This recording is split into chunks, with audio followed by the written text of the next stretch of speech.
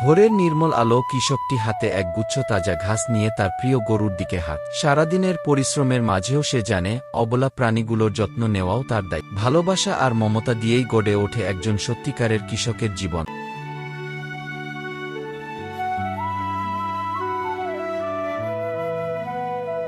আমার সোনা, তোর জন্যই তো এই তাজা ঘাস নিয়ে এলাম।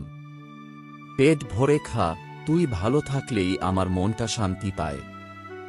এই নিন, আগে ভালো করে খেয়ে নিন। সকাল থেকে শুধু কাজই করে যাচ্ছেন। নিজের শরীরেরও তো একটু খেয়াল রাখতে হবে। আপনি সুস্থ থাকলেই এই সংসারটা সুন্দরভাবে চলবে। আল্লাহর রহমতে আমাদের ফসলও ভালো হোক, গরুগুলোও সুস্থ থাকুক। আলহামদুলিল্লাহ, আজ খুব তৃপ্তি করে খাওয়া হলো।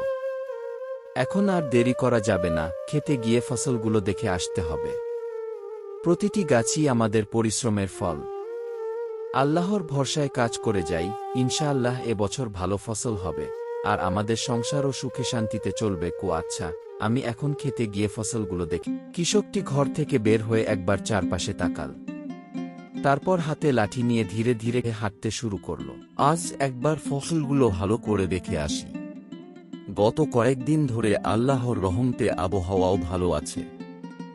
আশা করি ধানগুলো সুন্দরভাবে বেড়ে উঠছে।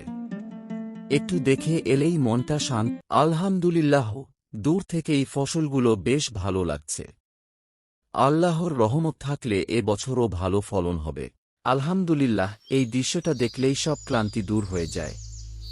এটাই তো একজন কৃষকের সবচেয়ে বড় আনন্দ। আল্লাহ আমাদের পরিশ্রমের বরকত দিও এবং সবার ঘর ভরে রাখো।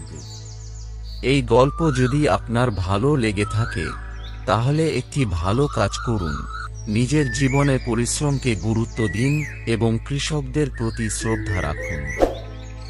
আল্লাহ হাফেজ। প্রতিদিন নতুন নতুন মজার ও শিক্ষামূলক কার্টুন ভিডিও দেখতে চান? তাহলে এখনই আমার ইউটিউব চ্যানেলটি সাবস্ক্রাইব করুন। ভিডিওটি ভালো লাগলে লাইক, কমেন্ট আর শেয়ার করতে ভুলবেন না। আপনার একটি সাবস্ক্রাইবেই আমাকে আরও সুন্দর কার্টুন ভিডিও বানাতে অনুপ্রাণিত করবে। ধন্যবাদ।